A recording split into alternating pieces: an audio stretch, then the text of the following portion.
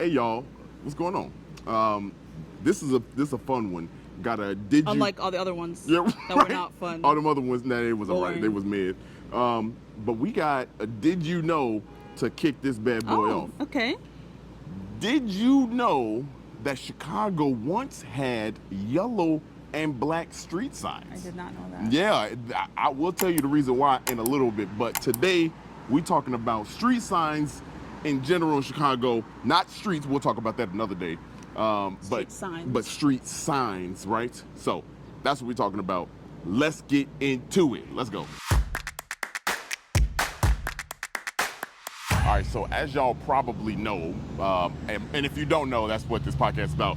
But the Chicago is on a street grid, right? Mm-hmm. It's on a grid system, makes it easy to kind of navigate. We're gonna make it a lot easier for you today. But the origin point of Chicago's street grid is at State and Madison in the Loop. Yep. That is position 0 Right. here in Chicago. But that's not the center. That's not the center of the city. Don't get it twisted. Yeah. That's We did do an episode on the center. we did not. We did the episode and we found the center. That's correct. Yes. There you go. There it is. So now that you know that Chicago's on the street grid and 0 point is State and Madison, Yep. let's break down a street sign because you probably look at street signs and you know, hey, I'm going east, west. Somebody give you your address. It's east this way, it's west that way, north, south. You probably get all that, right? And you just put in the GPS and you just go. But what if your phone turned off? Right. And there was no one to ask? Nobody. You didn't have a map. No map. You just had to look at the street signs. You just gotta look at the street sign. So let's break down the anatomy of a street sign. Actually, we're not gonna break down the anatomy of a street sign. We're gonna break down the beginnings of a street sign. Okay. So Chicago once was, it had yellow and black street signs. That's wild. It was very wild. And in the city, in the Loop area, they had brown street signs at one point. Oh. It changed in the 70s to the green and white street signs that we know. I love the green and white. Yeah. It's like Hey! What's going on? Look at it. Yep. Hell yeah. Good seeing you. Look. You see? Who's that? Street cred. Okay. Anyway. Anyway, back to the episode. So Chicago once had yellow and black signs. Changed in the 70s, right? And the reason why it changed is because those signs looked a little bit confusing. Yeah. Well, what I was gonna say, I like the green and white because to me it like plays to the part that it's a city in a garden, so it's like very like greenish. That's really dope, but that's not the fact. That's not the fact. I said that's how I. That's feel. how you feel. I get it, but they were yellow and black, and the reason why they switched is because the yellow and black sometimes look like it's a dangerous sign, right? It just looks like it signifies danger or something happening, or you can't be there. A yield sign. Yeah. So in the 70s, here's a fun fact for you: the manual on Unified Transit something. Insert here. Yeah. They've been around since 1935, regulating, traffic signs and everything to do with like traffic devices and things like that. So they said, hey, why don't we change the signs in the 70s to the green and white to be uniform with the European way? Because when foreign travelers come over here, they might not understand what's going on. So they changed all that. Chicago actually changed theirs in 1974. Your boy's arm was getting tired. I had to switch off. You know what I'm saying? Shit, I'm strong, but like that muscle. Anyway. So they used to be yellow and black. Pretty dope. They took them all down. Some people have them in their homes, which is kind of... Really? Yeah. Wow. Some people have them in their homes. I wonder if I can find an old I know. one. I love thrift stores. I think they just recently... shops. You know what? That would be fire if we found one. So... I'm going to look for one. Yeah. So that... Look, not my brain just went. I'm like, damn, we should go check one out. Anyway, we'll do it. Anyway, so that's the origin of the green and yellow, the white. green and green and white, green and yellow, whatever. Did you know also the street signs used to be, some of them are lowercase and some of them have larger case. There's a reason. Is that still the case? Look at she crazy with it. But here's the case with that. according to Pennsylvania like studies, like law school or scientific studies, something shit like that, I don't know.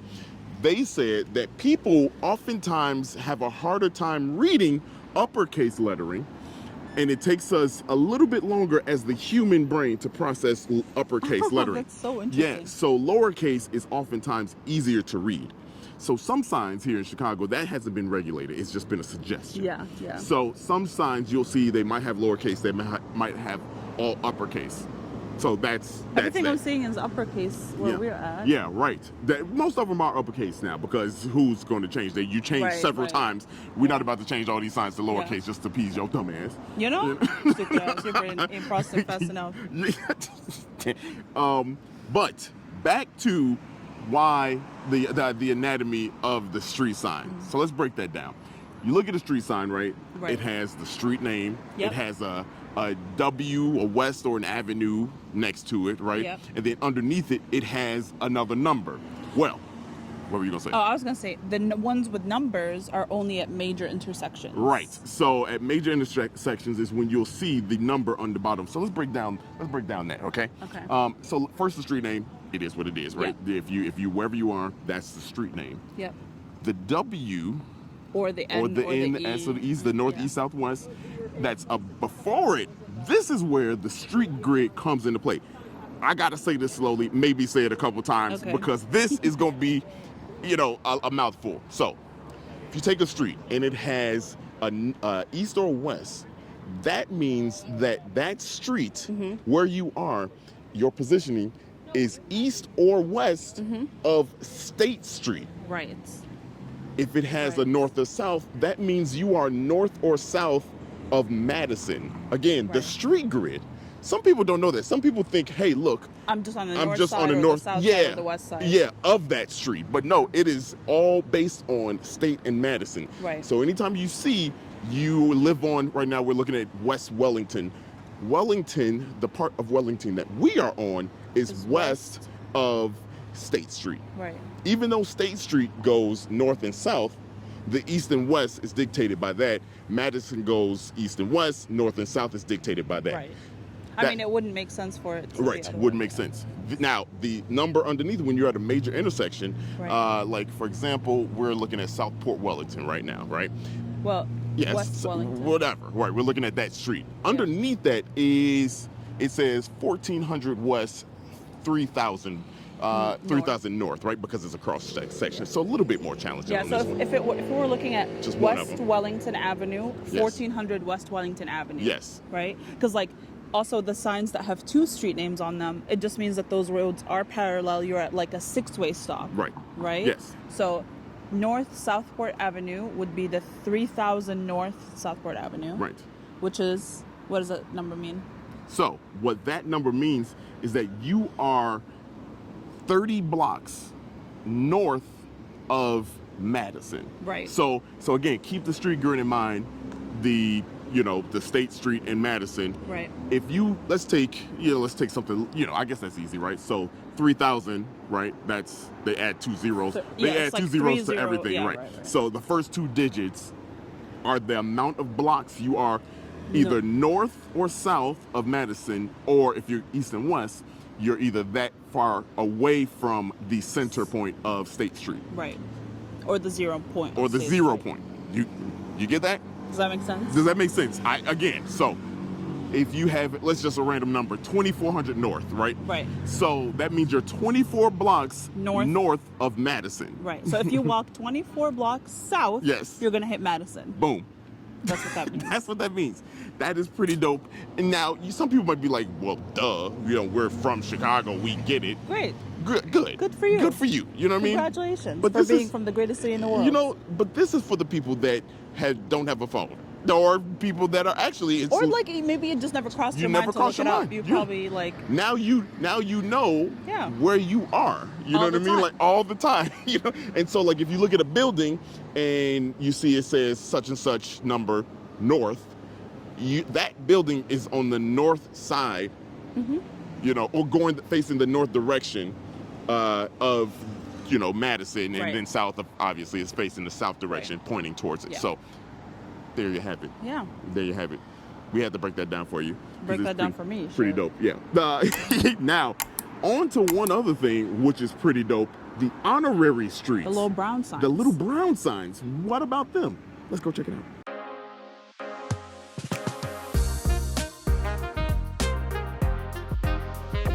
Alrighty. So here we are at the north part of Not the north part. the north part of Southport.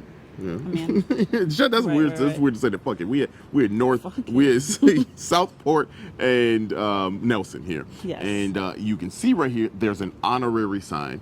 Jonathan Bunge. Don't know who he Or is. Bungie, like the jump. Right. We don't know who he is, but that's part of the fun of, I guess, these streets, the I think honorary there's like streets. over 2,000 of them. Yes, over 2,000 streets, and it's got a pretty interesting history. Yeah. So the honorary signs, Mike Royko, he worked for the Chicago Tribune. He did a lot of stuff in the 60s and 70s for Chicago journalism.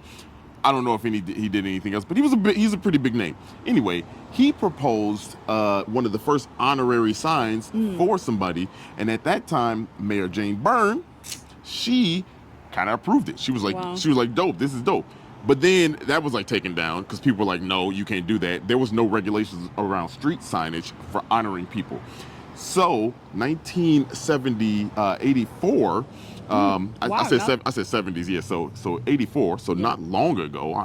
Your boy was one. Your boy no, was 0. I was 0, right? But that's when they regulated and said, okay, here's how we're gonna regulate street signs, and it became what we know today, right? Yeah. From that point. But if you look at a street sign, it says honorary with the two 6-point stars on each side, Chicago flag, you get it, and they're brown. But how do we select the people? So these people Right. that are selected are residential people that lived either near or somewhere near the area. Yeah. And the residents vote for them. That's today. They kind of like, decide, hey, this person Yeah. deserves an honorary Yeah, street. the ward votes on this stuff and says, hey, we're going to do it. Now you can only do 2 honorary signs per ward Okay. per year. Before it was unlimited. Before that, Everybody was getting an honorary everybody was street. getting an honorary sign. And we was just putting up things like, what's going on? A lot of these people wasn't even real.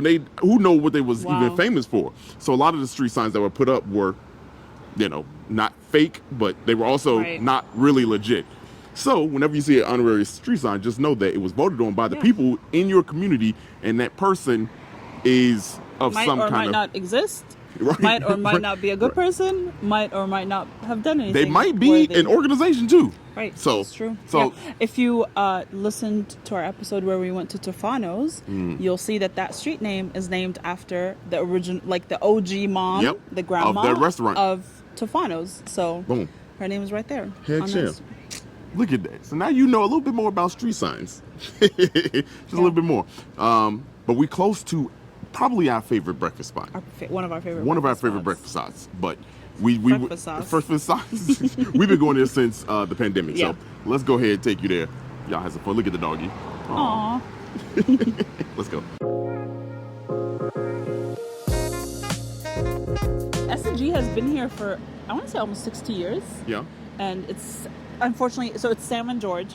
Unfortunately, Sam died a couple years ago, but the family still owns the restaurant, so it's still a family-owned spot right here in Lakeview. Their tag on their website is just good food. Just good food. That's it. That's what all restaurants That's all should we be. do. Ooh, sorry. Just good food. Just like good food. shit. Just stop doing too And then much. they're also petty because their website also says our neighbors might imitate us, but we're the original. Man, I know they ain't talking about Golden Apple like that.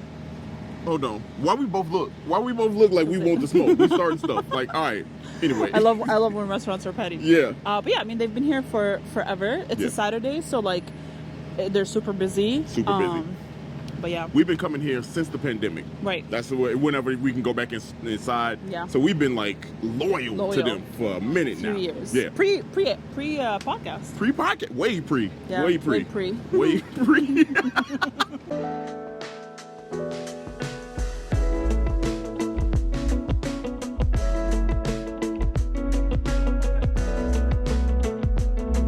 The food.